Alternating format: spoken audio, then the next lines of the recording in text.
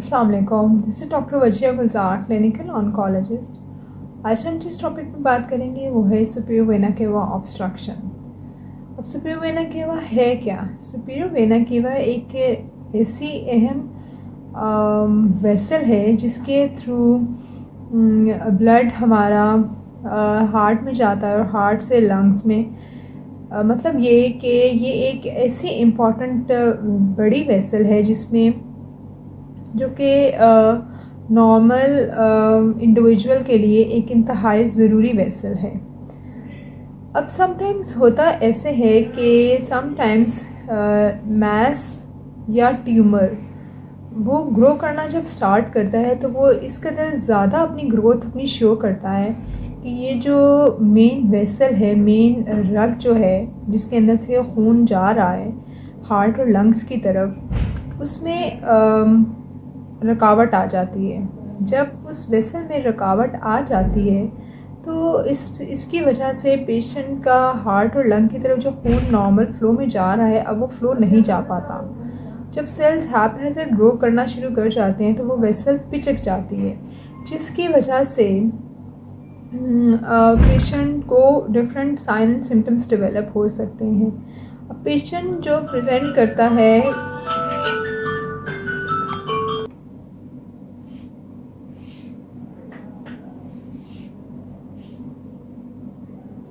अब मोस्टली जो एक पेशेंट ऑब्स्ट्रक्शन के साथ सुपीरियर वेना केवा ऑब्स्ट्रक्शन के साथ जो प्रेजेंट करता है उसे मुख्तलिफ साइन एंड सिम्टम्स डेवलप हो गए हुए होते हैं।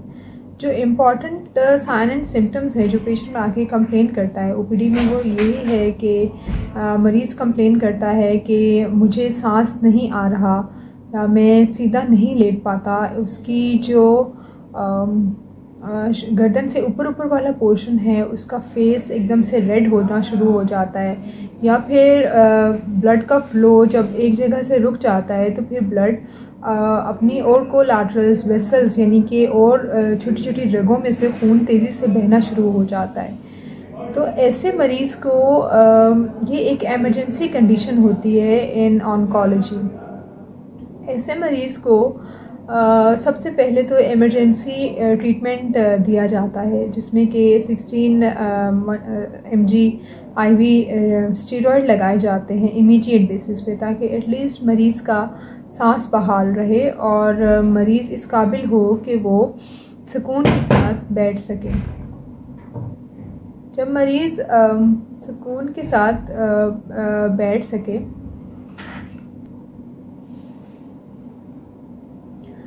जो मरीज़ इस तरह सुकून के साथ बैठ सके तो फिर उसके बाद देखा जाता है कि क्या ये ऐसी नोयत का ट्यूमर या कैंसर लग रहा है जो कि रेडिएशन को ज़्यादा अच्छा रिस्पॉन्स करता है या फिर वो कीमो को।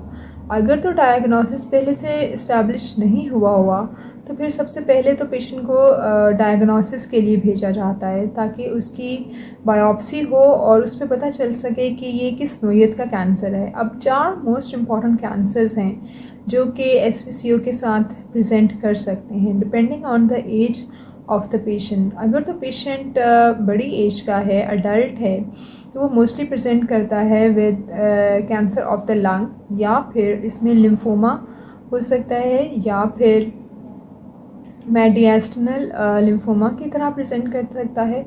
लेकिन अगर पेशेंट की एज 15 ईयर्स तक है तो ये मोस्ट कॉमनली थाइमोमा या फिर मेडिएस्टिनल जर्म सेल ट्यूमर की तरह प्रेजेंट करता है।